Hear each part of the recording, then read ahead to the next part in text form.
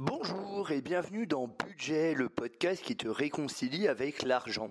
Je m'appelle Franck et jusqu'en 2017, j'avais du mal à épargner et j'étais quelquefois à découvert. En 2017, j'ai décidé de prendre les choses en main et j'ai réussi à mettre 10% de mes revenus de côté.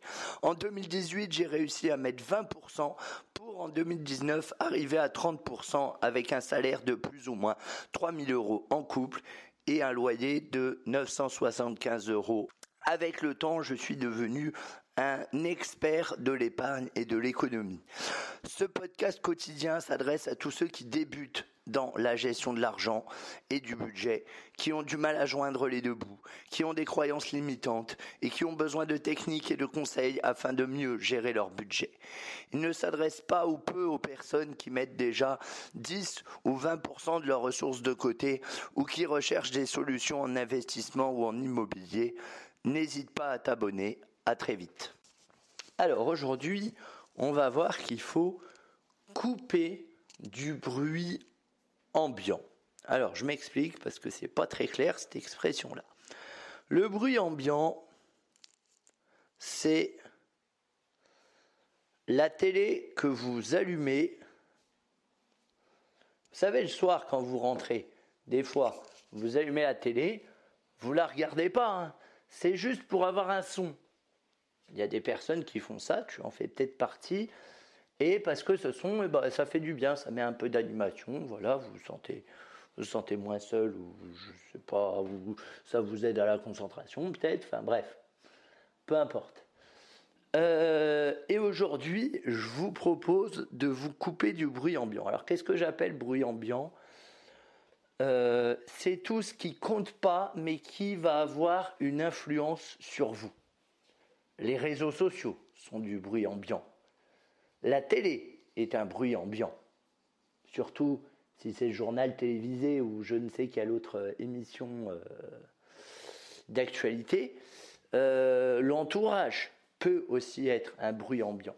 Le bruit ambiant, c'est tout ce qui n'apporte pas de valeur, mais qui va avoir une incidence négative sur vous. Quand vous regardez la télé, par exemple, quand vous regardez les informations, c'est rarement des nouvelles géniales, par définition. Est-ce que ça vaut le coup de s'abrutir tous les soirs devant 1 heure ? Non, tous les soirs pendant 1 heure, pardon. Devant BFM ou le 20h pour avoir des mauvaises nouvelles, je suis pas sûr. Je suis pas sûr que regarder en boucle BFM TV, CNews ou je sais quel autre truc participe à un mieux-être mental. Je suis pas sûr que regarder Les Princes de l'amour ou je ne sais quelle série télé-réalité, participe à votre bien-être mental. Qu'on le fasse de temps en temps, je suis pas contre, je suis pas un ayatollah. Qu'on le fasse de temps en temps, pourquoi pas ? Mais c'est de temps en temps. Moi, j'aime bien l'émission Quotidien, par exemple, je la regarde 1 fois dans la semaine, puis ça me suffit. J'aime bien, voilà. Vous voyez ce que je veux dire ? L'idée, c'est pas tout le temps des informations. Faites le test. Pendant 1 semaine, vous regardez pas les informations. De toute façon, s'il y a des trucs graves, vous serez au courant autrement que par les infos. Faites le test. Pendant 1 semaine, vous regardez pas les infos à la télé. Vous allez voir la différence. Moi, je l'ai fait. Avant, j'étais un très gros consommateur d'informations. Vraiment, c'était un truc qui me passionnait parce que je trouvais que c'était intéressant en tant que citoyen français, tout ça, la citoyenneté, c'était intéressant. J'en suis un peu revenu. Et quand je vous dis gros consommateur, je regardais LCP, tout ça, pendant longtemps, dans la nuit, tout ça, des trucs... Alors, j'alternais BFM TV et LCP, je vous laisse imaginer le changement. Mais bon, voilà. Et puis un jour, je me suis dit, je perds quand même beaucoup de temps devant la télé. C'était un constat. Je vais essayer de réduire. Et bien depuis que j'ai réduit, j'ai pas repris, figurez-vous. Ça ne me manque pas. Alors je m'informe un peu par Facebook et tout ça, mais j'essaye quand même de me tenir loin, de ne pas commenter les articles d'actualité, vous voyez, de ne pas réagir forcément à telle nouvelle. Voilà, je l'enregistre parce que c'est important, je la garde dans un coin de ma tête, mais ensuite je la commente très rarement. Et vraiment, c'est ce que je vous conseille de faire. Je ne vous dis pas de ne plus regarder les informations, à rester informé si ça vous botte, mais voilà, pas en perfusion 24 heures sur 24. Parce que sinon on devient fou, surtout avec les télés d'infos en continu et tout ça. C'est pas top quand même. Donc voilà, tenez-vous loin du bruit ambiant, tout simplement. Ça peut être des gens que vous voyez alors qu'ils n'ont rien d'intéressant à vous apporter. Ça peut être ça. Des amis ça fait depuis 10 ans que vous les connaissez. À chaque fois, c'est toujours les mêmes discussions. C'est pas hyper intéressant. Next. La prochaine fois qu'ils vous proposent un verre, non, j'ai poney. Voilà, c'est bien le poney. Parce que si ce truc-là vous apporte rien et ne vous procure aucune joie, ma foi, on n'y va pas, quoi. Surtout si on a le choix. Vous voyez ce que je veux dire ? C'est vraiment des choix que vous devez faire dans votre vie qui vont être déterminants pour la suite. Vous pouvez me croire. Ça a l'air de rien dit comme ça a l'air tout con. Mais croyez-moi, déjà, ça peut être compliqué de s'y tenir. Et ensuite, c'est des choix qui seront déterminants pour les 5 à 10 prochaines années. Donc, il faut bien l'avoir en tête. Donc si vous voulez regarder la télé, regardez plus un reportage sur Arte ou je ne sais quoi que BFM TV. Les débats politiques, c'est pareil. Les émissions, là, les Pascal Pro, les émissions comme ça, c'est pas la peine de regarder. Vous savez déjà ce qu'ils vont dire. Vous savez déjà qu'ils sont pas d'accord.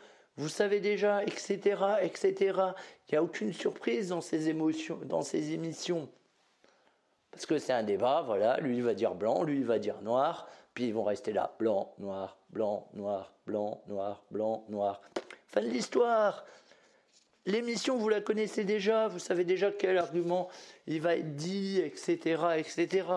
Donc perdez pas de temps avec ça, perdez pas trop de temps.